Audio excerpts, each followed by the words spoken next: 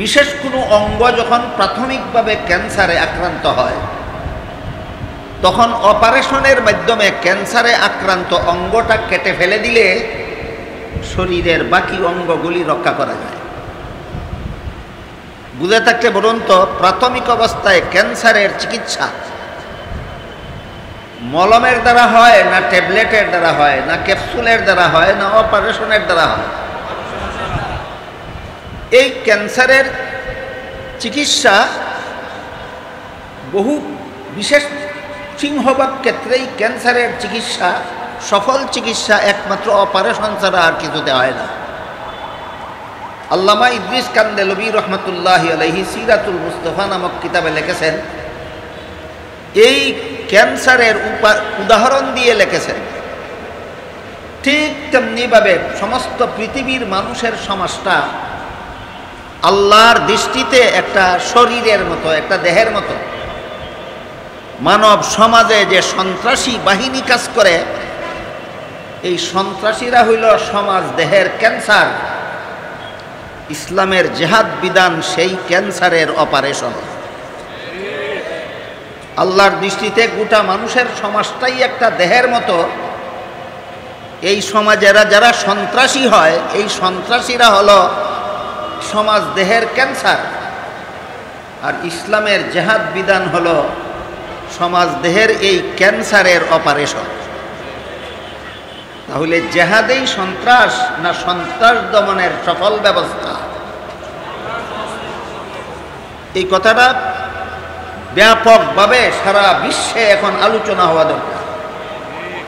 কারণ ইহুদি খ্রিস্টান সহ যত ইসলাম এবং মুসলমানের যত শত্রু দুনিয়াতে আছে, সবাই ইসলামের জেহাদ বিধানকে সন্ত্রাস বলে আখ্যায়িত করে যাচ্ছে। সিংহভাগ মূর্খ মুসলমানেরাও তাদের সুরে সুর মিলিয়ে ইসলামের জেহাদকে সন্ত্রাস বলে অপপ্রচার করে যাচ্ছে। এই তথ্য সন্ত্রাস থেকে জাতিকে রক্ষা করার স্বার্থেই এই বিষয়টা ব্যাপকভাবে আলোচিত হওয়া দরকার যে ইসলামের জেহাদ বিধান সন্ত্রাস নয়, সন্ত্রাস দমনের সফল ব্যবস্থা।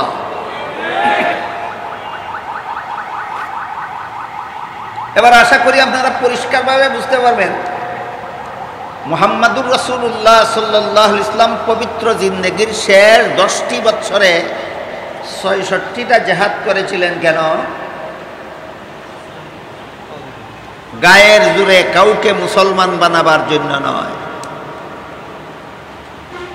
গায়ের জোরে কাউকে মুসলমান বানাবার জন্য রাসূল একটি যুদ্ধও করেননি। রাসূলের জীবনের সবগুলি জেহাদ পরিচালনা করেছেন শুধুমাত্র সমাজ দেহে এই সন্ত্রাস নামের ক্যান্সারের অপারেশন করার জন্য। আল্লাহ পবিত্র কোরআনের সূরাতুল বাকারার 256 নম্বর আয়াতে পরিষ্কার ভাষায় বলে দিয়েছেন, লা ইকরাহা ফিদ্দীন, ধর্মের বেলায় বল প্রয়োগ চলবে না। কাউকে ধর্মান্তরিত করার জন্য চাপ সৃষ্টি করা যাবে না। এই দুনিয়াতে সমস্ত ধর্মাবলম্বীরাই আপন আপন ধর্ম পালনে স্বাধীন। সমস্ত ধর্মাবলম্বীদের আল্লাহ সূরাতুল বাকারার 256 নম্বর আয়াতে আপন আপন ধর্ম পালনের স্বাধীনতা ঘোষণা করেছে। যারা মুসলমান তারা ইসলাম ধর্ম পালনে স্বাধীন, যারা হিন্দু তারা মূর্তি পূজার ধর্ম পালনে স্বাধীন, যারা বৌদ্ধ তারা তাদের ধর্ম পালনে স্বাধীন, যারা ইহুদি তারা তাদের ধর্ম পালনে স্বাধীন, যারা খ্রিস্টান তারা তাদের ধর্ম পালনে স্বাধীন। এভাবে সারা দুনিয়ার সমস্ত ধর্মাবলম্বীরা আপন আপন ধর্ম পালনে স্বাধীন। একটু লক্ষ্য করে দেখুন, আল্লাহ যেখানে নিজেই সমস্ত ধর্মাবলম্বীকে আপন আপন ধর্ম পালনের স্বাধীনতা ঘোষণা করলেন, সেখানে কি মুহাম্মদ রাসূলুল্লাহ 66টা জেহাদে গেলেন কাউকে গায়ের জোরে মুসলমান বানাবার জন্য? তাহলে জেহাদের উদ্দেশ্য কি? সন্ত্রাস দমন। জেহাদের উদ্দেশ্য কি? সন্ত্রাস দমন। গায়ের জোরে মুসলমান বানাবার জন্য কোনো জেহাদ বা যুদ্ধের বিধান ইসলামে নাই। এখানে আবার কথায় কথায় কথা বাড়ে, আনুষঙ্গিক কথা আরেকটা, সেটা হলো আল্লাহ যে সূরাতুল বাকারার 256 নম্বর আয়াতে সমস্ত ধর্মাবলম্বীদের এই যার যার ধর্ম পালনের স্বাধীনতা ঘোষণা করলেন, তাহলে কি সকল ধর্মই আল্লাহর কাছে গ্রহণযোগ্য?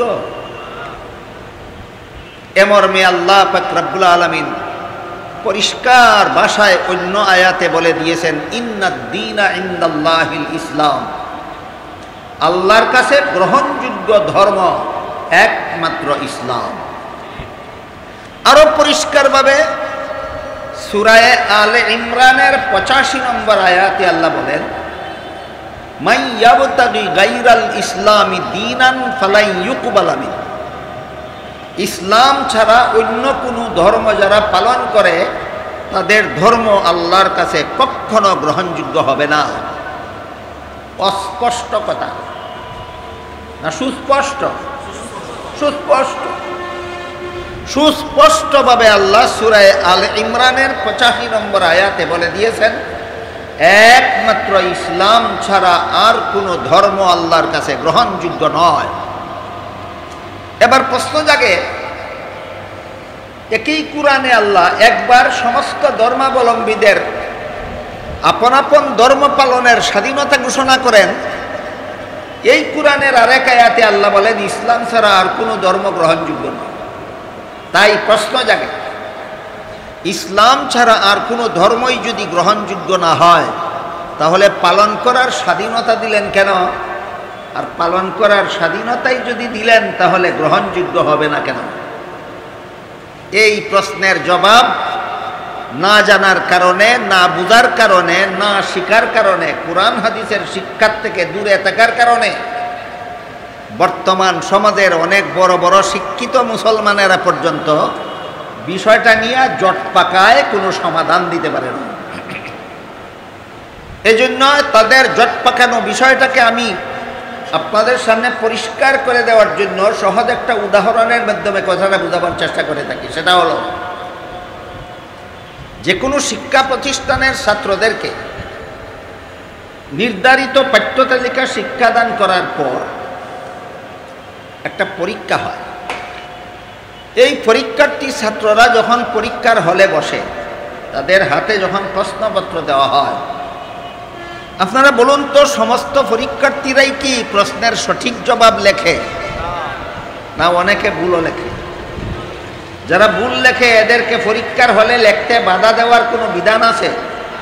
না ভুল লেখারও পূর্ণ স্বাধীনতা আছে। এই স্বাধীনতার অর্থ কি পাশ করবে? তাহলে যে ভুল লেখার কারণে পরীক্ষায় পাশ করবে না, এমন ভুল লেখার স্বাধীনতা দেওয়া হলো কেন? আর স্বাধীনতাই যদি দেওয়া হলো, তাহলে ভুল লেখলে পাশ করবে না কেন? ওই প্রশ্নের যেই জবাব, এখানের প্রশ্নেরও সেই জবাব। উভয় প্রশ্নের একই জবাব, এবং জবাবটা হলো নিয়ম রক্ষার জন্য, গ্রহণযোগ্যতার জন্য নয়, নিয়ম রক্ষার জন্য। পরীক্ষার হলে পরীক্ষার্থী ছাত্রদেরকে প্রশ্নের জবাব ভুল লেখার সুযোগ দেওয়া হয়, স্বাধীনতা দেওয়া হয়, গ্রহণযোগ্যতার কারণে নয়, নিয়ম রক্ষার জন্য। ঠিক তেমনিভাবে দুনিয়াতে ইসলাম ছাড়া অন্যান্য ধর্মাবলম্বীদের আপন আপন ধর্ম পালনের স্বাধীনতা দেওয়া হয়, গ্রহণযোগ্যতার জন্য নয়, নিয়ম রক্ষার জন্য। এই সুযোগে যদি কোনো পরীক্ষার্থী ছাত্র পরীক্ষার প্রশ্নের জবাব ইচ্ছা মতো ভুল লেখে, তাহলে যেভাবে তার কপালে ঘোড়ার ডিম ছাড়া আর কিছু নাই, ঠিক তেমনিভাবে এই সুযোগে যদি দুনিয়াতে কোনো মানুষ ইসলাম ছাড়া আর কোনো ধর্ম পালন করে, পরকালে তার কপালেও জাহান্নাম ছাড়া আর কিছু নয়। এই ব্যাপার নিয়ে জট পাকাবার কোনো ফাঁক ফুকর নাই। সুতরাং এই বিষয়টা নিয়ে জট পাকাবার কোনো সুযোগ নাই, ফাঁক ফুকর নাই। কথা পরিষ্কার। আল্লাহ কোরআনের এক আয়াতে সমস্ত ধর্মাবলম্বীদের আপন আপন ধর্ম পালনের স্বাধীনতা দিয়েছেন, গ্রহণযোগ্য হওয়ার কারণে না নিয়ম রক্ষার জন্য? যেভাবে পরীক্ষার হলে ছাত্রদেরকে প্রশ্নের জবাব ভুল লেখার স্বাধীনতা দেওয়া হয়, গ্রহণযোগ্যতার কারণে না নিয়ম রক্ষার জন্য? এই সুযোগে কোনো ছাত্র যদি প্রশ্নের জবাব ভুল লেখে, তাহলে তার কপালে যেভাবে গুড়ার ডিম ছাড়া আর কিছু থাকে না, ঠিক তেমনিভাবে এই সুযোগে যদি দুনিয়াতে কেউ ইসলাম ছাড়া আর কোনো ধর্ম পালন করে, পরকালে তার কপালেও জাহান্নাম ছাড়া আর কিছু থাকে না। এবার আমি আমার মূল আলোচনার দিকে ফিরে যাই। মুহাম্মাদুর রাসূলুল্লাহ সাল্লাল্লাহু আলাইহি ওয়াসাল্লাম যেখানে আল্লাহ কোরআনে সমস্ত ধর্মাবলম্বীদের ধর্ম পালনের পূর্ণ স্বাধীনতা ঘোষণা দিলেন, সেখানে তিনি যুদ্ধ করতে যাবেন গায়ের জোরে কাউকে মুসলমান বানাবার জন্য? তাহলে ৬৬টা জেহাদ পরিচালনা করলেন কিসের জন্য? সন্ত্রাস দমন করার। আমি দুঃখিত, আজকের এই অনুষ্ঠানে সন্ত্রাস কাকে বলে, সন্ত্রাস কত প্রকার, সন্ত্রাস কি কি, কোন সন্ত্রাস দমনের ব্যবস্থা ইসলাম কি দিয়েছে, তা বিস্তারিতভাবে কোরআনে হাদিসে তাফসীরে উল্লেখ আছে। আমি সেই আলোচনার দিকে যেতে পারবো না, যেহেতু আজকের এই সম্মেলনের একটা সুনির্দিষ্ট আলোচ্য বিষয় আছে। তাই আজকের মতো আমরা শুধু এই সন্ত্রাস শব্দটাই মনে রাখি। ইসলামের জেহাদ বিধান সন্ত্রাস নয়, বরং ইসলামের জেহাদ বিধান সন্ত্রাস দমনের সফল ব্যবস্থা। এবার আমি যে আয়াত আপনাদের সামনে তিলাওয়াত করেছিলাম, যাতে আল্লাহ বলেন আল্লাহর রাসূলের মধ্যে রয়েছে তোমাদের জন্য উত্তম আদর্শ। আদর্শ শব্দটা বাংলা, কোরআনের ভাষায় এটাকে উসওয়া বলা হয়, এর আরবি প্রতিশব্দ কুদওয়া বলা হয়। আরবি উসওয়া শব্দের বাংলা অর্থ আদর্শ, আরবি কুদওয়া শব্দের বাংলা অর্থ আদর্শ। ইংরেজিতে এটাকে বলে আইডিয়াল। বুঝে থাকতে বলুন তো, একজন মানুষ অপরের জন্য আদর্শ হলে, উসওয়া হলে, কুদওয়া হলে, আইডিয়াল হলে, তার কথা অপরের জন্য অনুসরণীয় হয় কিনা?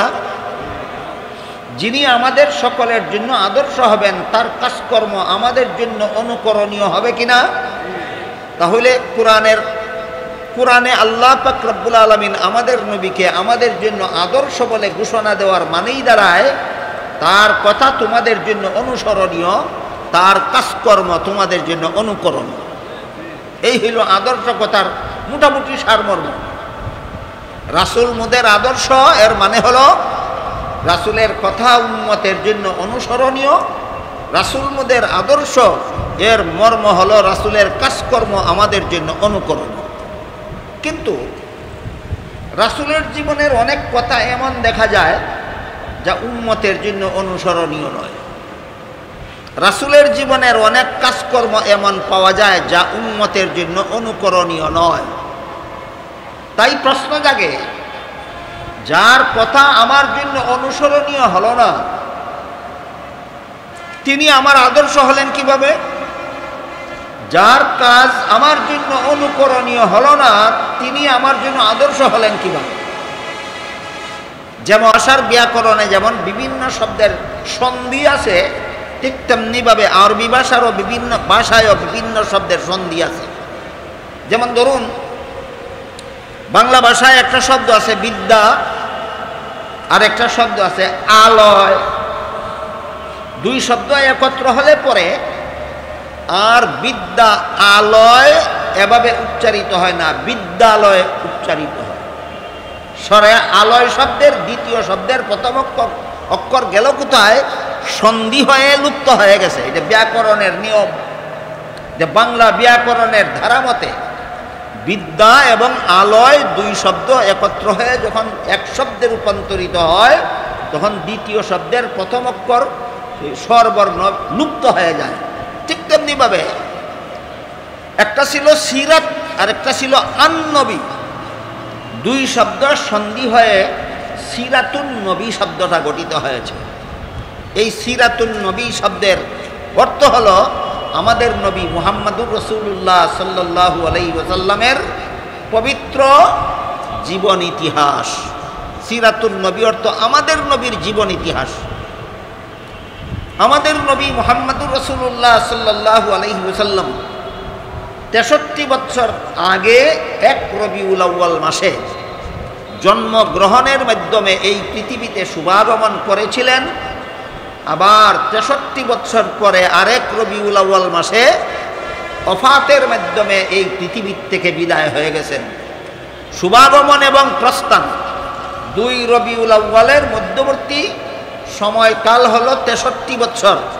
এই 63 বছরের পবিত্র জিন্দেগিকেই সিরাতুন নবী বলা হয়। এই 63 বছরের পবিত্র জিন্দেগি এর প্রধান 3টি অধ্যায় আছে। প্রথম অধ্যায়ে রয়েছে 40 বছরের জিন্দেগি, যাকে কাবলান নবুয়ত বলা হয়।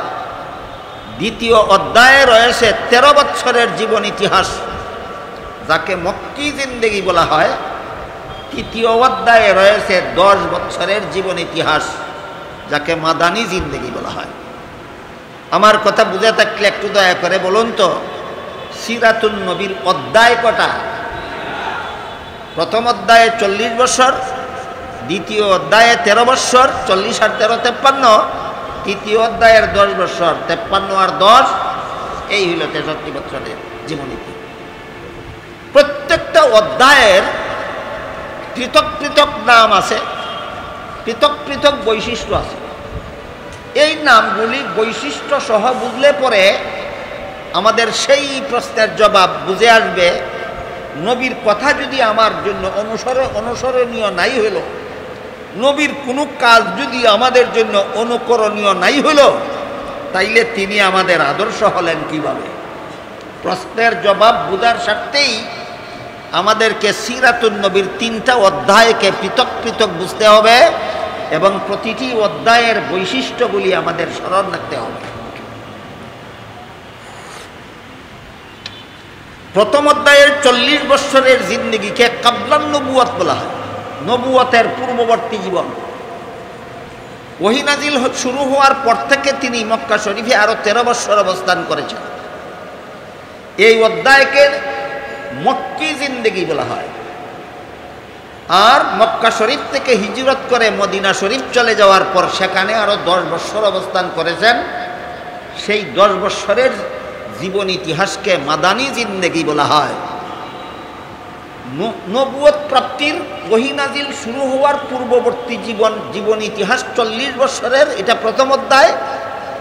ওহী নাজিল শুরু হওয়ার পরবর্তীকালে 13 বছর মক্কায় অবস্থান করেছিলেন, এটা সিরাতুন নবীর দ্বিতীয় অধ্যায়। এর মেয়াদকাল হলো 13 বছর। হিজরত করার পর মদিনা শরীফে অবস্থান করেছিলেন আরো 10 বছর, এটা তৃতীয় অধ্যায়।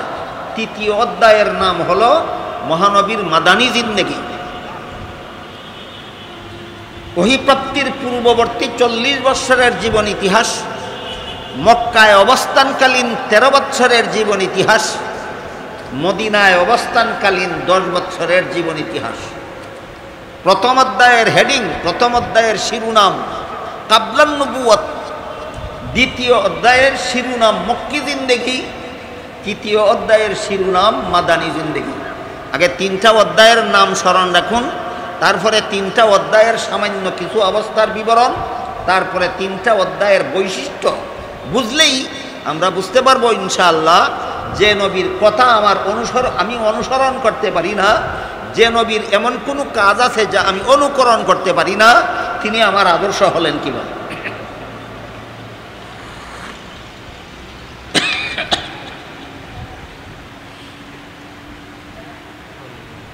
মহানবী মুহাম্মদুর রাসূলুল্লাহ সাল্লাল্লাহু আলাইহি ওয়াসাল্লাম জন্মগ্রহণের মাধ্যমে এই পৃথিবীতে শুভাগমন করেছেন। জন্মের পর থেকে ওহী নাজিল শুরু হওয়ার পূর্ববর্তী 40 বছরের জীবন ইতিহাসকে কাবলান নবুয়ত বলা হয়। এটা সিরাতুন নবীর প্রথম অধ্যায়। কোনো মানুষের জীবন ইতিহাস তার জন্ম থেকে শুরু হয়। কোথার থেকে শুরু হয়? জন্ম থেকে শুরু হয়। তাহলে আমাদের নবীর জন্ম থেকে সিরাতুন নবী শুরু হলো। তাই 63 বছরের জীবন ইতিহাসকে বলে সিরাতুন নবী, আর নবীর জন্মকে বলে মিলাদুন নবী। 63 বছরের জীবন ইতিহাসের নাম সিরাতুন নবী, আর নবীর জন্মের নাম মিলাদুন। আমি তো আশা করি আমার কথা বুঝে থাকলে আপনারা পরিষ্কারভাবেই বলতে পারবেন সিরাতুন নবী কতদিনের আর মিলাদুন নবী কতদিনের? সিরাতুন নবী 63 বছরের, মিলাদুন নবী একদিনের। সিরাতুন নবী 63 বছরের ঘটনা আর মিলাদুন নবী একদিনের ঘটনা। সিরাতুন নবী কতদিনের ঘটনা? 63 বছরের ঘটনা আর মিলাদুন নবী একদিনের ঘটনা। মহানবী মুহাম্মদুর রাসূলুল্লাহ সাল্লাল্লাহু আলাইহি ওয়াসাল্লামের জন্মের এমন কতগুলি বৈশিষ্ট্য আছে যে বৈশিষ্ট্যগুলির দ্বারা সুস্পষ্টভাবে তার নবুয়ত প্রমাণিত হয়। কাজেই নবীর জন্মের এই বৈশিষ্ট্যগুলিতে আর কোনো মানুষের জন্য বৈশিষ্ট্যমণ্ডিত হওয়ার সম্ভাবনা নাই। যেমন ধরুন, আমাদের নবী মুহাম্মদুর রাসূলুল্লাহ সাল্লাল্লাহু আলাইহি ওয়াসাল্লাম মায়ের গর্ভ থেকে ভূমিষ্ঠ হয়েছিলেন খতনাকৃত অবস্থায়। কি অবস্থায়? খতনাকৃত অবস্থায়, নার কাটা অবস্থায়, যে কারণে ভূমিষ্ঠ হওয়ার পরে তার নার কাটার জন্য কোনো দাইয়ের দরকার হয় না। স্বাভাবিকভাবে যে সমস্ত মানুষের সন্তান জন্মগ্রহণ করে, জন্মগ্রহণকারী সন্তানের নাভির সাথে একটা নল মায়ের গর্ভতলীর সাথে সংযুক্ত থাকে, যেই নল দিয়া গর্ভে থাকাকালে মায়ের রক্ত সন্তানের শরীরে আসে, এর দ্বারা সন্তানের শরীর পুষ্ট হয়, শরীর গঠন হয়। এই নলটাকেই নার বলা হয়। ভূমিষ্ঠ হওয়ার পরে সন্তানের নাভির সাথে সংযুক্ত নলটা কেটে দিতে হয়, এটাকেই পরিভাষাগতভাবে নার কাটা বলা হয়। যে কোনো মানব সন্তান জন্মগ্রহণ করলে পরে তার নার কেটে দিতে হয়, কিন্তু মুহাম্মদুর রাসূলুল্লাহ সাল্লাল্লাহু আলাইহি ওয়াসাল্লাম নার কাটা অবস্থায় ভূমিষ্ঠ হয়েছেন, আলাদাভাবে কারো নার কাটা দেওয়ার দরকার হয় না। বলুন, ওনার জন্ম স্বাভাবিক না আলাদা বৈশিষ্ট্যের অধিকারী? আলাদা বৈশিষ্ট্যের অধিকারী। রাসূল করিম সাল্লাল্লাহু আলাইহি ওয়াসাল্লাম ভূমিষ্ঠ হওয়ার সাথে সাথেই আল্লাহর শুকরিয়া আদায় করে দোয়া পড়েছেন। বলুন তো, মায়ের গর্ভ থেকে ভূমিষ্ঠ হওয়া মাত্রই আল্লাহর শুকরিয়া আদায় করে দোয়া পড়া কোনো উম্মতের পক্ষে সম্ভব? নবীর পক্ষে সম্ভব, একমাত্র নবীর পক্ষে সম্ভব। এটা হলো মিলাদুন নবীর বৈশিষ্ট্য। নবী যেভাবে জন্মগ্রহণ করেছেন সেইভাবে দুনিয়ার কোনো মানব সন্তান জন্মগ্রহণ করতে পারবে না, সাধ্য নাই কারো। রাসূল করিম সাল্লাল্লাহু আলাইহি ওয়াসাল্লাম ভূমিষ্ঠ হওয়ার পর থেকে যতদিন পর্যন্ত কুলের শিশু ছিলেন, এই কুলের শিশু থাকাকালেও কোনোদিন উলঙ্গ হননি। বলেন, কুলের শিশু থাকাকালে উলঙ্গ না হওয়া অন্য কোনো মানুষের পক্ষে সম্ভব না একমাত্র মুহাম্মদুর রাসূলুল্লাহর পক্ষে সম্ভব? একমাত্র মুহাম্মদুর রাসূলুল্লাহর পক্ষে সম্ভব। তিনি যদিও মা আমেনার গর্ভ থেকে ভূমিষ্ঠ হয়েছিলেন, বিশেষ কারণবশত তিনি মা আমেনার দুধ পান করেননি। দুধ পান করেছিলেন দুধমা হালিমা সাদিয়া রাদিয়াল্লাহু তাআলা আনহা। আমাদের নবীর গর্ভধারিণী মায়ের নাম আমেনা আর দুধ পানকারিণী মায়ের নাম হালিমা। বুঝে থাকলে বলুন তো, হালিমার নিজের কোনো সন্তান জন্ম না হলে আমেনার সন্তানকে দুধ পান করাতে পারতেন? অবশ্যই না। কাজে হালিমার নিজেরও একটা দুধ পানকারী শিশু ছেলে ছিল, এই জন্য তিনি নিজের ছেলেকেও দুধ পান করাতেন, আমেনার ছেলেকেও দুধ পান করাতেন। তাহলে এবার হালিমার দুধ পানকারী কজন হলো? দুইজন। হালিমার দুধ পানকারী শিশু দুইজন, একজন তার নিজের ছেলে আর একজন আমেনার ছেলে। যে কারণে মুহাম্মদুর রাসূলুল্লাহ সাল্লাল্লাহু আলাইহি ওয়াসাল্লাম হালিমার এক স্তনের দুধ নিজে পান করতেন আর এক স্তনের দুধ নিজের দুধ ভাইয়ের জন্য রেখে দিতেন। কুলের শিশু থাকাকালে এত বড় ইনসাফ একমাত্র মুহাম্মদুর রাসূলুল্লাহ ছাড়া জগতের আর কোনো মানুষের পক্ষে সম্ভব নয়। আপাতত জন্ম এবং শিশুকাল সম্পর্কে সামান্য কিছু আভাস দিলাম আপনাদের। বুঝে থাকতে বলুন, এইগুলি অন্য কোনো মানুষের পক্ষে অনুকরণ করা, এইগুলি অন্য কোনো মানুষের পক্ষে পালন করা, পুনরাবৃত্তি করা সম্ভব নয়। তাহলে মিলাদুন নবী পালনীয় বিষয় নয়, মিলাদুন নবী আলোচ্য বিষয়। যদি কেউ বলে মিলাদুন নবী পালন করি, হয়তো বুঝে শুনে বলে না, না বুঝে বলে, আর না হয় মিলাদুন্নবীদের পালন করার ব্যাপার নয়, বুঝে শুনেই বলে, সমাজকে ধোঁকা দেওয়ার জন্য বলে। আমার কথা বুঝে থাকলে বলুন, মিলাদুন্নবী পালনীয় না আলোচ্য? মিলাদুন্নবী পালনীয় নয়। এমন বাবার সন্তান পৃথিবীতে জন্ম হয়নি যে মিলাদুন্নবী পালন করতে পারে। নবীবে যেভাবে জন্ম হয়েছেন সেইভাবে জন্ম হতে পারে এমন কোনো বাবার সন্তান পৃথিবীতে জন্ম হয়নি, হবে না। সুতরাং মিলাদুন্নবী পালনীয় নয়, মিলাদুন্নবী পালন করা শব্দটাই ভুল, বাক্যটাই ভুল।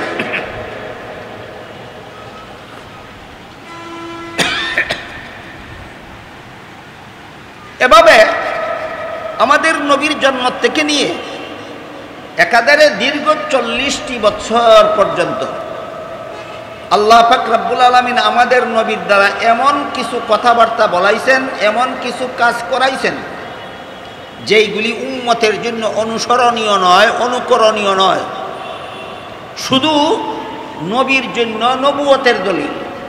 এটাই হলো সিরাতুন নবীর প্রথম অধ্যায়ের বৈশিষ্ট্য। সিরাতুন নবীর প্রথম অধ্যায়ের জীবন ইতিহাস, 40 বছরের জীবন ইতিহাস। এই জীবন ইতিহাসের কোনো কথা, কোনো কাজ উম্মতের জন্য অনুসরণীয় নয়, অনুকরণীয় নয়, বরং এইগুলি শুধু তিনি যে নবী ছিলেন এই কথার প্রমাণ, তিনি যে নবী ছিলেন সেই কথার প্রমাণ। যেমন ধরুন, এই যে বললাম, মায়ের গর্ভ থেকে ভূমিষ্ঠ হওয়া মাত্রই আল্লাহর শুকরিয়া আদায় করে দোয়া পড়েছেন। নবীর এই কাজটা কি কোনো উম্মতে অনুকরণ করতে পারবে? তাহলে মিলাদুন্নবী অনুকরণীয় নয়, মিলাদুন্নবী পালনীয় নয়, মিলাদুন্নবী আলোচ্য বিষয়। আলোচনা করলে নফল বন্দেগীর সওয়াব হয়, মুমিনের ঈমান তাজা হয়। বেদিন কাফির যদি নিরপেক্ষ মন নিয়ে আমাদের নবীর জন্মের ঘটনা আলোচনা করে, তাহলে তার বিবেক তাকে ইসলাম ধর্ম গ্রহণ করতে বাধ্য করে। মিলাদুন্নবীর আলোচনার ফলাফল 3টা। মিলাদুন্নবী, আমার কথা বুঝে থাকলে একটু দয়া করে বলুন, পালনীয় না আলোচ্য? মিলাদুন্নবীর আলোচনায় 3টা উপকার পাওয়া যায়। 1 নম্বর, মিলাদুন্নবীর আলোচনার দ্বারা নফল বন্দেগীর সওয়াব পাওয়া যায়। 2 নম্বর, মিলাদুন্নবীর আলোচনায় মুমিনের ঈমান সতেজ হয়। মিলাদুন্নবীর আলোচনায় মুমিনের ঈমান সতেজ হয়। 3 নম্বর, নিরপেক্ষ বিবেক নিয়ে যদি কোনো বেদিন কাফিরেও মিলাদুন্নবীর আলোচনা পড়ে, তার বিবেক তাকে এই নবীর ধর্ম গ্রহণ করতে বাধ্য করে। এই হইল মিলাদুন্নবীর উপকারিতাগুলি। সুতরাং মিলাদুন্নবী পালনীয় বিষয় নয়, মিলাদুন্নবী হইল আলোচ্য বিষয়। আর মিলাদুন্নবীর আলোচনার মধ্যে এই সমস্ত উপকারিতা রয়েছে। দুঃখের বিষয়, আমাদের সমাজে মিলাদুন্নবীর নামে যে সমস্ত অনুষ্ঠান হয়, এই সমস্ত অনুষ্ঠানে মিলাদুন্নবীর বাস্তব অবস্থা, ঘটনাবলীর কিছুই বলা হয় না। শুধু দুর্বুদ্ধ কিছু কবিতা পাঠ করে, মিষ্টি বিতরণ করে মিলাদুন্নবীর অনুষ্ঠান সমাপ্ত করে দেওয়া হয়। এটা মিলাদুন্নবী শব্দের অপব্যবহার ছাড়া আর কিছু নয়। এছাড়া আপনারা লক্ষ্য করে থাকবেন, 1974 সালের পর থেকে বাংলাদেশে প্রতি বছর 12ই রবিউল আউয়ালে একটা মিছিল বের করা হয়। 1974 সালের আগে এই মিছিল বাংলাদেশে হইতো না, কেউ কোনোদিন করতো না। 12ই রবিউল আউয়ালে, বর্তমানে প্রতি বছর 12ই রবিউল আউয়ালে যে একটা মিছিল বের করা হয়, এই মিছিলটার সূচনা কবে থেকে? 1974 সাল থেকে। 1974 সালের আগে বাংলাদেশের কোনো মুসলমান রবিউল আউয়ালের 12 তারিখ কোনো মিছিল করেনি, করতো না। কেন করতো না, এখন কেন করে, আমি সেই আলোচনার দিকে যাচ্ছি না আপাতত। যেই মিছিলটা আজকাল 12ই রবিউল আউয়ালে বের করা হয়, এই মিছিলটার নাম দেওয়া হয় জশ্নে জুলুসে ঈদে মিলাদুন্নবী। আমার লেখা একটা বই আছে এই নামের উপর, জশ্নে জুলুসে ঈদে মিলাদুন্নবী।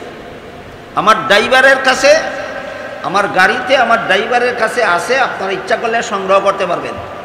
তবে বই আমি লেখলেও এই বই আমার খরচে ছাপি না, অন্যদের খরচে ছাপে। এই জন্য বই বিক্রি হলে মুনাফা হলে সেই মুনাফায় আমার কোনো অংশ নাই। যাদের খরচে বই ছাপে মুনাফা তারাই পায়। বুঝে থাকলে বলুন, বইটা বিক্রি হলে এতে আমার কোনো মুনাফা আছে? আমার কোনো মুনাফা নেই। বললাম কেন, একদিনের বক্তব্যে সব কথা বলে শেষ করা যায় না। এই জন্য একটু মোটামুটিভাবে বিস্তারিত কথা যারা জানতে চান, আমার বইয়ে লেখা আছে জশ্নে জুলুসে ঈদে মিলাদুন নবী নামে আমার লিখিত একটা বই আছে। এই বই আমার গাড়িতে ড্রাইভারের কাছে আছে, আপনারা ইচ্ছা করলে সংগ্রহ করতে পারবেন।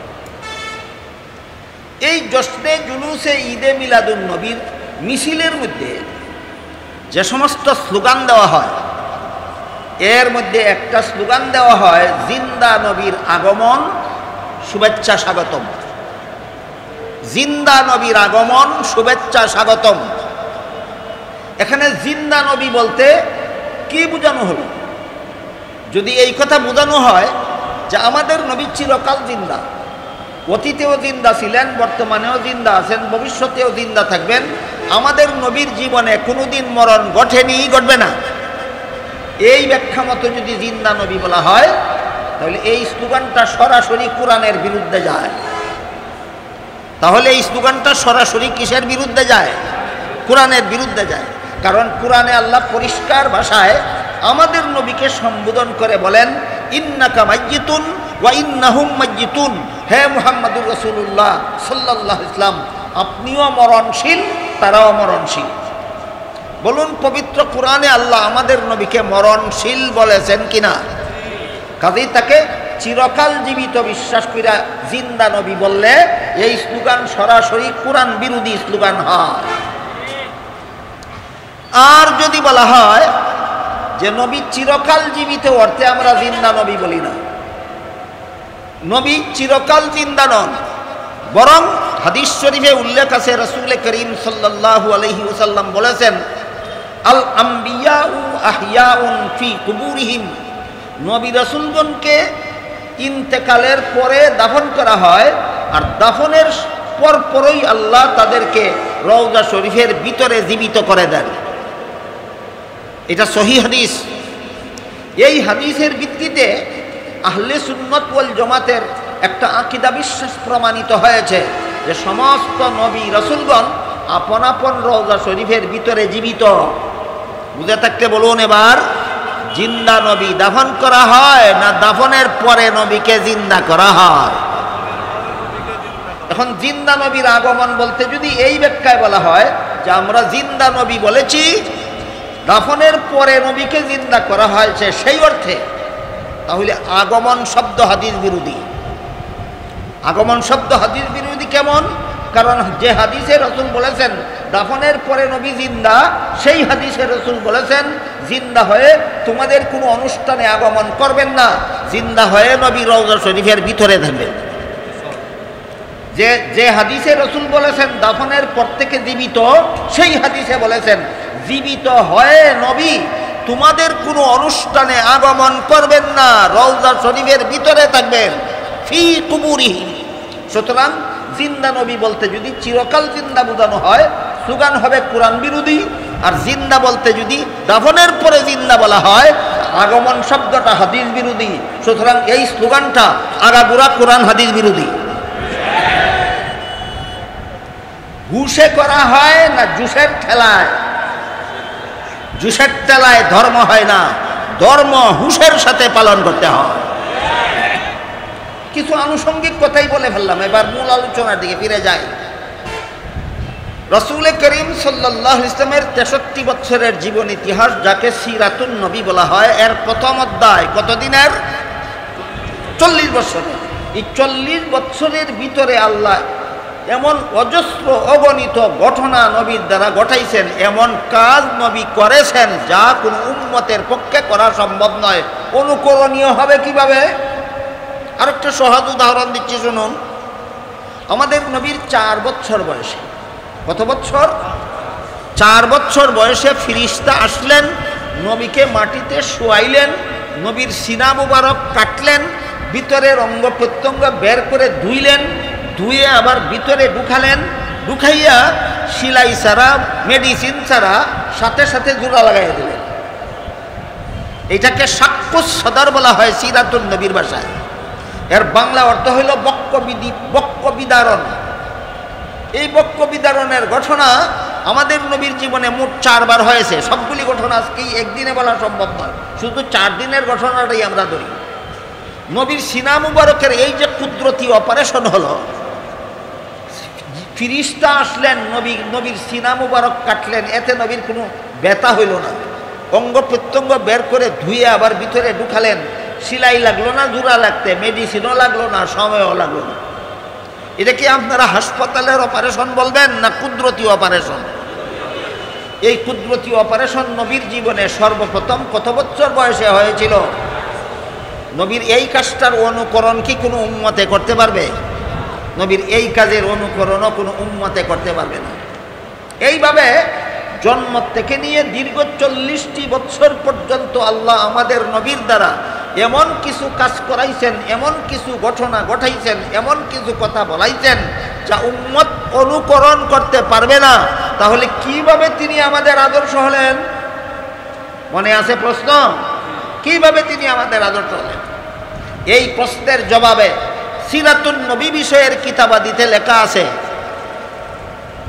সিরাতুন নবীর প্রথম অধ্যায়ের 40 বছর উম্মতের জন্য অনুসরণীয় নয়, অনুকরণীয় নয়, উম্মতের সাধ্য নাই অনুকরণ করার।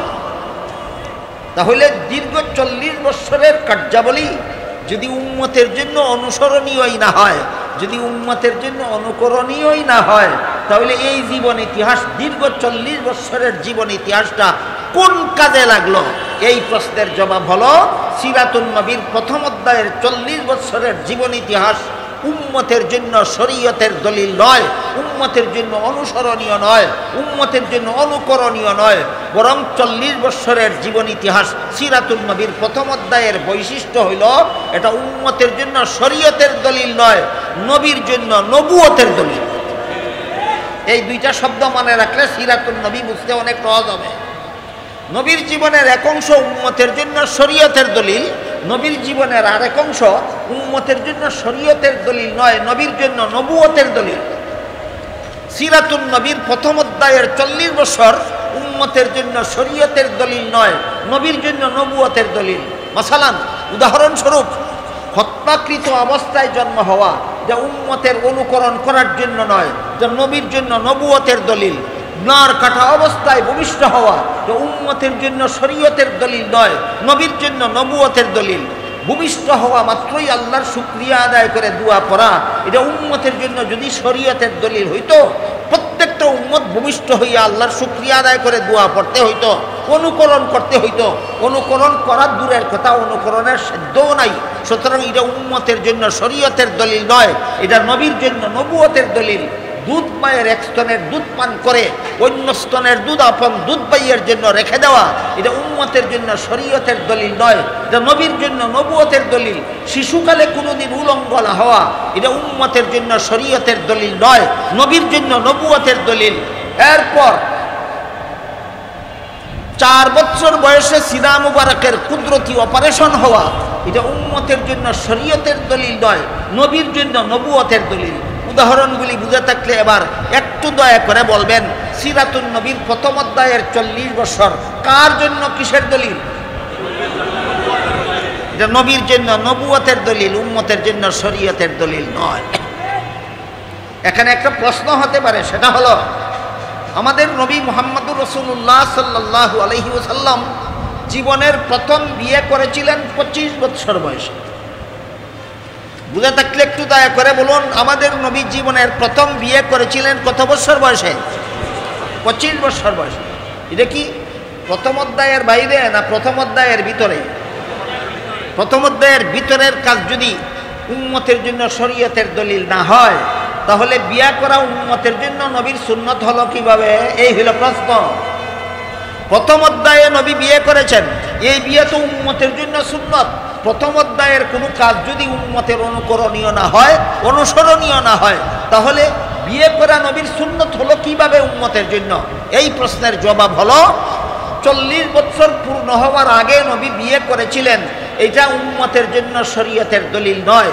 বরং 40 বছর পূর্ণ হওয়ার পরে নবী বলে দিয়েছেন, ইয়া মাশারা শাবাব মান ইসতাতা মিনকুমুল বাআতা ফালইয়াতাজাওয়াজ, হে যুব সম্প্রদায়, তোমাদের যাদের দুইটা সামর্থ্য আছে, একটা হলো শারীরিক সামর্থ্য আর একটা হলো আর্থিক সামর্থ্য, দুই প্রকার সামর্থ্য যাদের আছে তোমরা বিয়ে করো।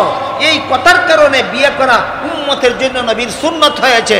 25 বছর বয়সে বিয়ে করেছিলেন, সেটা উম্মতের জন্য শরীয়তের দলিল নয়। সারমর্ম হলো সিরাতুন নবীর 3 অধ্যায়ের প্রথম অধ্যায়, 40 বছরের জীবন ইতিহাস।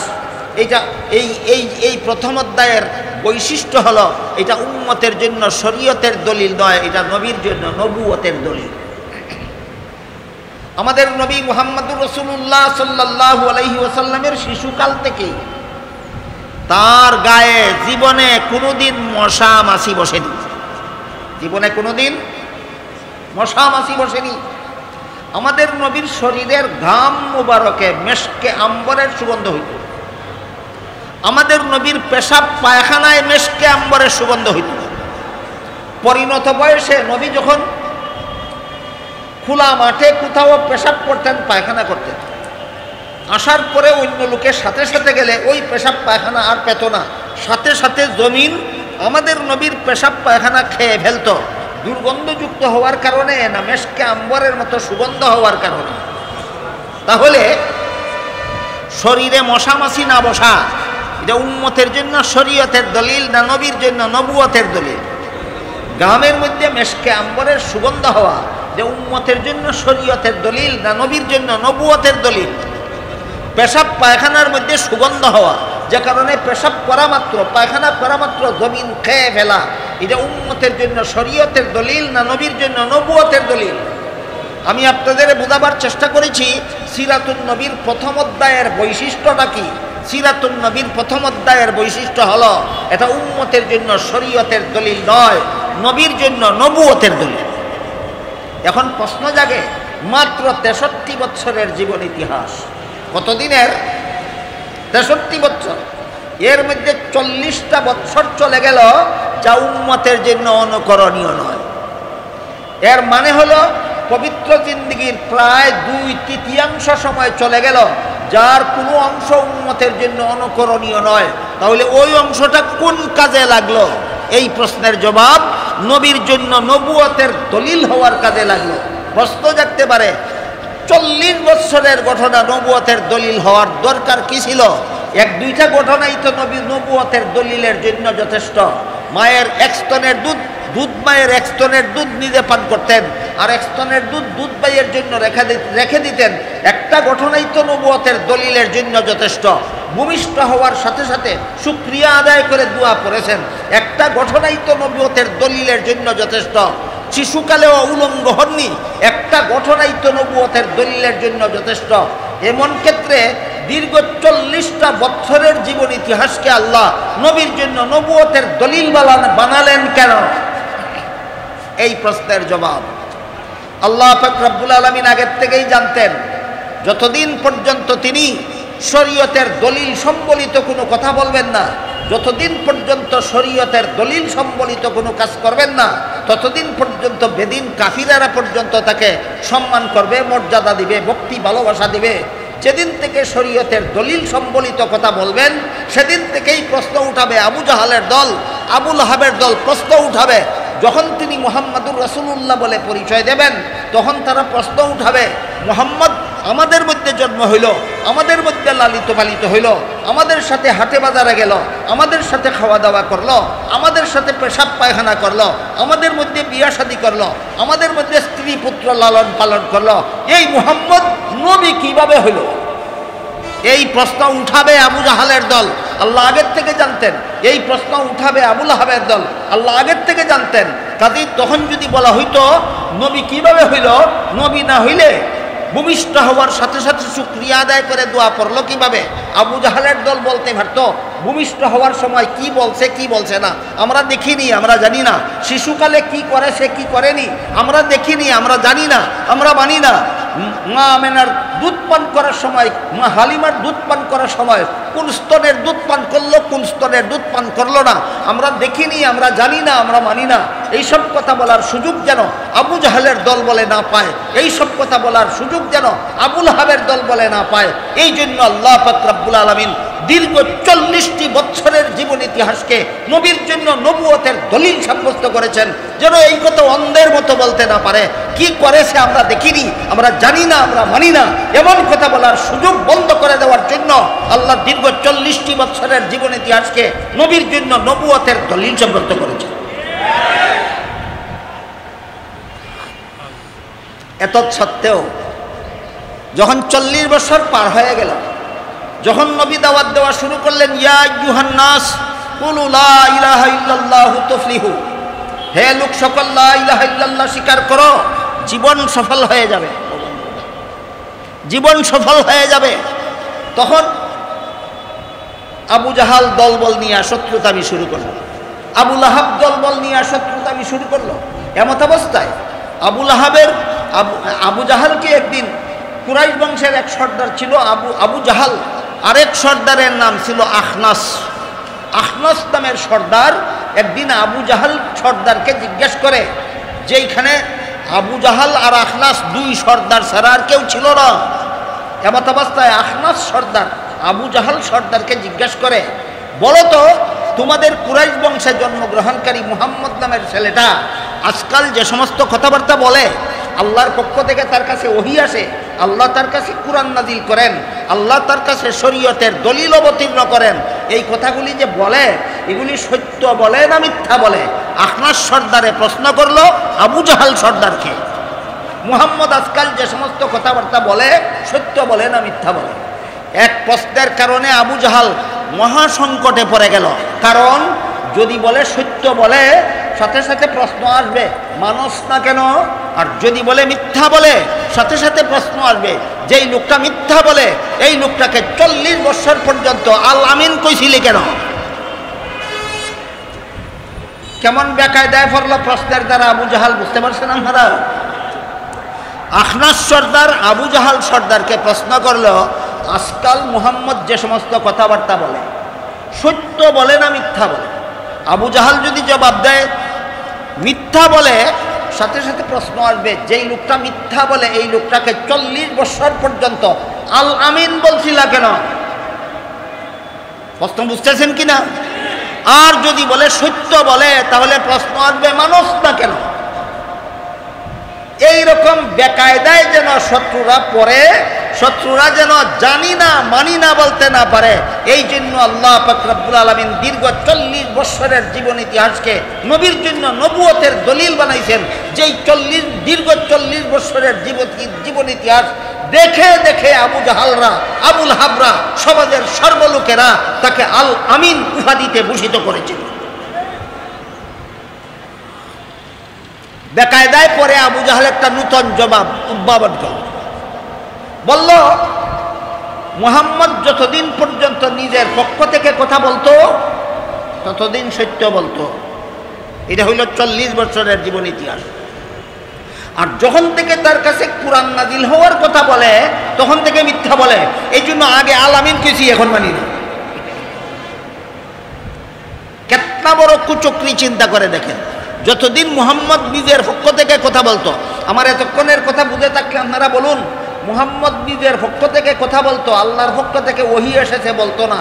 এই জীবন ইতিহাস কত দিনের? 40 বছরে। 40 বছর পর্যন্ত আল্লাহর পক্ষ থেকে তার কাছে কোনো কথা এসেছে বলেনি, যা বলেছে নিজের পক্ষ থেকে বলেছে। এই জন্য অতদিন পর্যন্ত আমরা তাকে আল আমিন বলেছি। যখন থেকে বলা শুরু করলো কথা তার কাছে আল্লাহর পক্ষ থেকে আসে, তখন থেকে মিথ্যা বলে। এই জন্য এখন মানি না। আবু জাহালের এই জবাবের প্রতিবাদে আল্লাহ পাক রব্বুল আলামিন পবিত্র কোরআনের আয়াত নাযিল করে বলেন, قد نعلم إنه ليحزنك الذي يقولون فإنهم لا يكذبونك ولكن الظالمين بآيات الله يجحدون। হে রাসূল করিম সাল্লাল্লাহু আলাইহি ওয়াসাল্লাম, আবু জাহালের এই জবাবে আপনি দুঃখিত হওয়ার কথা নয়, কারণ যত সব কথা আপনার পক্ষ থেকে 40 বছর বলেছেন এইগুলি সত্য মানি আপনি সত্যবাদী, আর 40 বছর পূর্ণ হওয়ার পরে ওহী নামের যেই কথাগুলি আমি আপনার কাছে পাঠাই এইগুলি মিথ্যা মানি আমি আল্লাহ মিথ্যাবাদী। এরা আপনাকে সত্যবাদী বলে, আমি আল্লাহকে মিথ্যাবাদী বলে। নবীকে বলে সত্যবাদী আর আল্লাহকে বলে মিথ্যাবাদী। এই রকম চরিত্রের মানুষের অভাব নাই বর্তমান সমাজেও। আল্লাহর কোরআনের বিধান যখন বর্ণনা করা হয় তখন ওই বড় বড় বুদ্ধিমান শিক্ষিত লোকেরা পর্যন্ত বিগড়ে যায়, আর নবীর গুণগান যতক্ষণ পর্যন্ত গাওয়া হয় ততক্ষণ তারা মারহাবা ধন্যবাদ বলে। আবু জাহাল নবীর গুণগান গাইছিল 40 বছর। আবু জাহালের দলেরা নবীকে উপাধি দিয়েছিল আল আমিন বলে। আবু লাহাব নবীর গুণগান গাইছিল 40 বছর, এরাই নবীকে আল আমিন উপাধিতে ভূষিত করেছিল। কিন্তু যখন থেকে কোরআনের আয়াত নাযিল শুরু হয় তখন থেকে তারা কোরআনের বর্ণিত বিধানগুলি যখন বর্ণনা করা হয় তখন তারা বিগড়ে যায়। এইটা কোনো মুসলমানের চরিত্র হতে পারে না, এটা আবু লাহাবের চরিত্র, এটা আবু জাহালের চরিত্র। এখান থেকে সিরাতুন নবীর দ্বিতীয় অধ্যায় শুরু হইল। প্রথম অধ্যায়ের পরিচয় এবং প্রথম অধ্যায়ের বৈশিষ্ট্য আপনাদেরকে বললাম। প্রথম অধ্যায়ের বৈশিষ্ট্যটা হইল উম্মতের জন্য শরীয়তের দলিল নয়, নবীর জন্য নবুয়তের দলিল। সিরাতুন নবীর দ্বিতীয় অধ্যায় এবং তৃতীয় অধ্যায় একটা শর্ত সাপেক্ষে উম্মতের জন্য শরীয়তের দলিল। 13 বছরের মক্কি জিন্দেগি একটা শর্ত সাপেক্ষে উম্মতের জন্য শরীয়তের দলিল। 10 বছরের মাদানী জিন্দেগি একটা শর্ত সাপেক্ষে উম্মতের জন্য শরীয়তের দলিল। শর্তটা কি? শর্তটা হলো 13 বছরের মক্কি জিন্দেগিতে এবং 10 বছরের মাদানী জিন্দেগিতে যে কাজ রাসূল নিজেও করেছেন, উম্মতকেও করতে বলেছেন অথবা উম্মতকে করার জন্য উৎসাহ দিয়েছেন, সেই কাজের জন্য নবী শরীয়তের দলিল।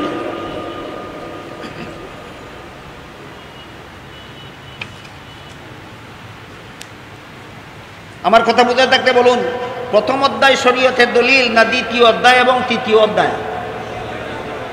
বিনা শর্তে না একটা শর্ত সাপেক্ষে? কি শর্ত? যে কাজটা নবী নিজেও করেছেন উম্মতকেও করতে বলেছেন, যে কাজটা নবী নিজে করেছেন উম্মতকেও করার জন্য উৎসাহ দিয়েছেন, সেই কাজের জন্য আল্লাহ তিলাওয়াতকৃত আয়াতে বলেন লাকাদ কানা লাকুম ফি রাসূলিল্লাহি উসওয়াতুন হাসানাহ, আল্লাহর রাসূলের মধ্যে রয়েছে তোমাদের জন্য উত্তম আদর্শ। দেখুন প্রশ্নের জবাবটা ক্লিয়ার হইল কিনা, যে নবীর কথা আমাদের জন্য অনুসরণীয়। সিরাতুন নবীর দ্বিতীয় এবং তৃতীয় অধ্যায় আমাদের জন্য অনুসরণীয় অনুকরণীয় বিনা শর্তে না একটা শর্ত সাপেক্ষে? শর্তটা কি? যে কাজটা নবী নিজেও করেছেন আমাদেরকেও করতে বলেছেন, যে কাজটা নবী নিজেও করেছেন আমাদের জন্য করার উৎসাহ দিয়েছেন, সেই কাজের জন্য আল্লাহ বলেন নবী তোমাদের আদর্শ। যেমন ধরুন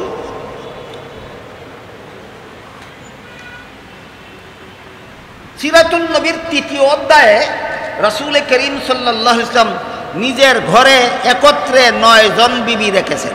কতজন? 9 জন। কিন্তু উম্মতকে 9 বিবি রাখার অনুমতি দেননি। এই কাজের জন্য কি নবী আমাদের অনুকরণীয়? নবী করেছেন দ্বিতীয় অধ্যায়ে অথবা তৃতীয় অধ্যায়ে, অনুকরণীয় নয় কেন? নিজে করেছেন, আমাদেরকে করতে অনুমতি দেননি। এমন কাজের জন্য আল্লাহ তাকে আদর্শ বলেননি, বরং যে কাজ নবী নিজেও করেছেন উম্মতকেও করতে বলেছেন, সেই কাজের জন্য আল্লাহ আয়াতে বলেন নবী তোমাদের আদর্শ। যেমন সিরাতুন নবীর দ্বিতীয় অধ্যায়ে 5 বেলার নামাজকে ফরজ করা হয়েছে। যে কোন অধ্যায়ের ঘটনা? দ্বিতীয় অধ্যায়ের ঘটনা। সিরাতুন নবীর দ্বিতীয় অধ্যায়ে 5 বেলার নামাজকে ফরজ করা হয়েছে। সাথে সাথে রাসূল উম্মতকে বলে দিয়েছেন সল্লু কামা রাআইতুমুনি উসাল্লি, তোমরা আমাকে যেভাবে নামাজ পড়তে দেখো সেভাবে তোমরা নামাজ পড়ো। সুতরাং নামাজের বেলায় নবী মুদের আদর্শ, রোজার বেলায় নবী মুদের আদর্শ, ইবাদতের বেলায় নবী মুদের আদর্শ, বন্দেগীর বেলায় নবী মুদের আদর্শ, সুন্নতের বেলায় নবী মুদের আদর্শ, নবীর বৈশিষ্ট্যপূর্ণ কার্যাবলীর বেলায় নবীকে আদর্শ বলা হয়নি। এখানেও অনেক জরুরি আলোচনার দরকার ছিল, দুঃখিত আমি সময়ের অভাবে বলতে পারলাম না। প্রশ্ন জাগে নবী কেন 9 বিবি কেন রেখেছিলেন? এর কারণ সংক্ষেপে বলে ফেলি, নবী একত্রে 9 বিবি রাখার কারণ যৌবনের চাহিদা নিবারণ নয়। নবী যদি যৌবনের চাহিদা নিবারণের জন্য বিয়ে করতেন তাহলে কতগুলি বিয়ে করার দরকার ছিল আমি আপনাদেরকে একটা হিসাব দিই। আল্লাহ আমাদের নবীর শরীর মুবারকে 4000 বাহাদুর পুরুষের যৌন ক্ষমতা দান করেছিলেন। বুঝে থাকলে বলেন, আল্লাহ আমাদের নবীর শরীর মুবারকে কতজন পুরুষের যৌন ক্ষমতা দান করেছিলেন? 4000। একটা পুরুষে যদি 4টা বউ রাখতে পারে তাহলে 4000 পুরুষ কত বউ রাখতে পারে? 16000। যৌবনের চাহিদা নিবারণের জন্য যদি নবী বিয়ে করতেন কমপক্ষে 16000 বিয়ে করার দরকার ছিল। যেহেতু নবী যৌবনের চাহিদা নিবারণের জন্য বিয়ে করেননি, এই জন্য 16000 বিবি নয়, মাত্র 9 বিবি ঘরে রেখেছেন। আবার প্রশ্ন জায়গায় 9 বিবি রাখলেনই, তাহলে 9 বিবি রাখলেন কেন? এই প্রশ্নের সংক্ষিপ্ত জবাব এক হাদিসে রাসূল বলেন, এক হাদিসে রাসূল করিম সাল্লাল্লাহু আলাইহি ওয়াসাল্লাম বলেন, ইন্নামা আনা বুইসতু মুআল্লিমান আও কামা ক্বালা আলাইহিস সালাতু ওয়াস সালাম, আল্লাহ আমাকে গোটা উম্মতের জন্য উস্তাদ বানিয়ে পাঠিয়েছেন। উম্মতের পুরুষের জন্য নবী উস্তাদ, উম্মতের নারীদের জন্য নবী উস্তাদ। কিন্তু নারীদের জীবনে এমন অনেকগুলি বিষয় আছে যা কোনো পুরুষ উস্তাদের কাছে শিখতে যাওয়া লজ্জার ব্যাপার। কথার নাবালক যারা তারা বুঝবে না, অন্তত সাবাল অথবা যারা বিয়ে করেছেন তারা অবশ্যই বুঝেন, মহিলাদের জীবনে এমন কিছু ব্যাপার সেবার আছে যেগুলি কোনো পুরুষ উস্তাদের কাছে শিখতে যাওয়া লজ্জার ব্যাপার। কিন্তু নারীদের জীবনে এমন একজন পুরুষ আছে যার কাছে জীবনের কোনো কিছু শিখতে লজ্জা নাই, তিনি হলেন একমাত্র স্বামী। এই জন্য নবীর দরকার ছিল নিজে স্বামী হয়ে বেশ কিছু মহিলাদেরকে স্ত্রী বানাইয়া তাদেরকে মহিলা সংক্রান্ত বিষয়গুলি শিক্ষা দিয়া নবীর পক্ষে নবীর ঘরে একদল মহিলা শিক্ষিকা তৈরি করার স্বার্থে নবী 9 বিবি ঘরে রেখেছিলেন। খুব তাড়াহুড়া করে সংক্ষেপে বললাম, তাও বুঝে থাকলে বলুন, নবী 9 বিবি ঘরে এনেছিলেন নিজের যৌবনের চাহিদা পূরণের জন্য না উম্মতের মহিলাদের জন্য নারী শিক্ষিকা তৈরি করার জন্য? তাইলে নবীর বিয়াগুলি যৌবনের জ্বালায় বিয়ে ছিল না উম্মতের প্রয়োজনে বিয়ে ছিল? উম্মতের প্রয়োজনে বিয়ে ছিল। 13 বৎসরের মক্কি জিন্দেগির বৈশিষ্ট্য হলো জুলুম অত্যাচার সহ্য করো, প্রতিশোধ নিও না। 10 বৎসরের মদনী জিন্দেগির বৈশিষ্ট্য হলো জেহাদের মাধ্যমে সন্ত্রাস দমন করো।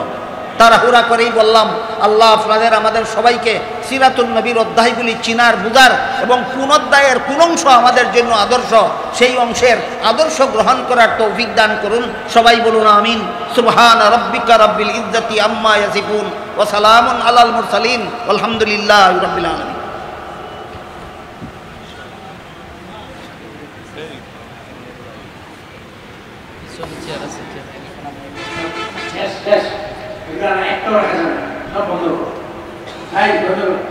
একটা